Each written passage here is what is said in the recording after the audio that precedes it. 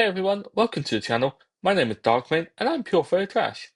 First of all, I want to do a massive thank you for helping me reach 100 subscribers. I've been active on YouTube on and off since 2009, and while I have had one video go into multi-thousand views before, I've never seen a subscriber milestone. A TikTok creator with 12,000 subscribers, you may think that 100 subscribers is a bit insignificant to me, but honestly, if even one person watched my video and it helped make that person's day even a tiny bit better, then it was all worth it. Now, let's get into the reason you came here. The story. The time I presented to furry fandom in my final GCSEs. Now, the fluorescent lights of the classroom seemed to hum with an almost ecstatic energy, amplifying the nervous tension that trackled in the air.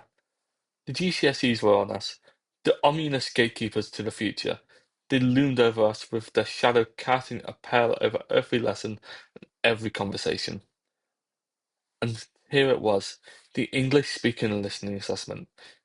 This in particular felt like a tightrope walk over a chasm of uncertainty. What did I present? My mind was in a whirlwind of possibilities, each more mundane and uninspiring than the last. Then, like a lifeline thrown into a storming sea, the teacher's words cut through the tension.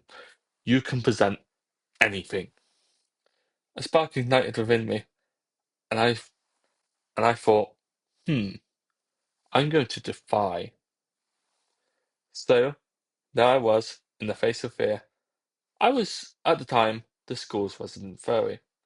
It was an open secret that swirled through in the hallways, in hushed whispers and curious glances.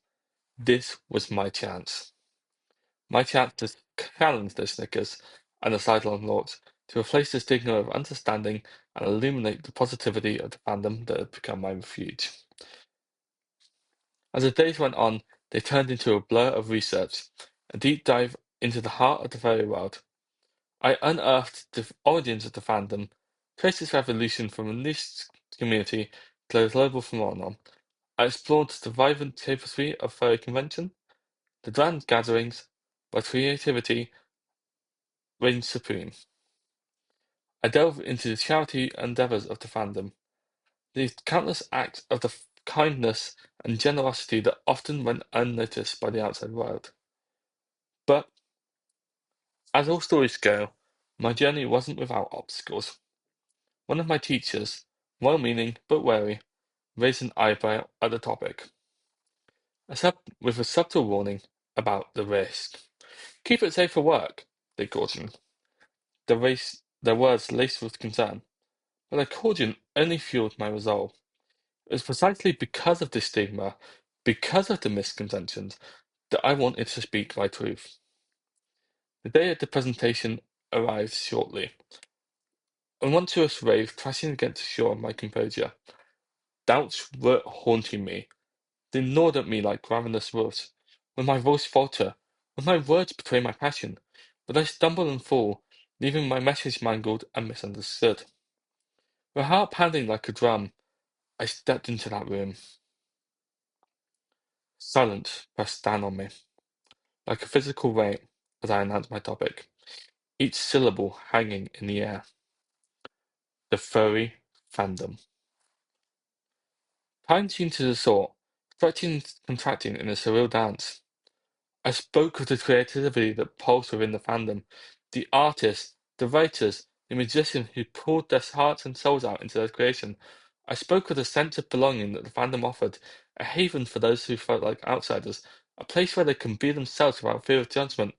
I spoke of the charitable work that furries quietly carried out, raising money for animal shelters, supporting environmental causes, and spreading joy to those in need. Finally, after what felt like an eternity, the teacher's voice broke the spell. And that's time. Relief rushed over me. It was a fleeting respite. The anticipation of the results was a gnawing anxiety. And in the days and weeks that followed, I remember feeling like, what if I failed? Then, that fateful day arrived. The brown envelope. I remember tearing it open, and it was just like, oh my god, what is going to be inside? The paper twinkled, and there it was, the Drade staring back at me with an almost accusing gaze. Now I'm going to pause for a second, and I'm going to give 10 seconds. Leave in the comments below, what do you think that Drade was? Go on.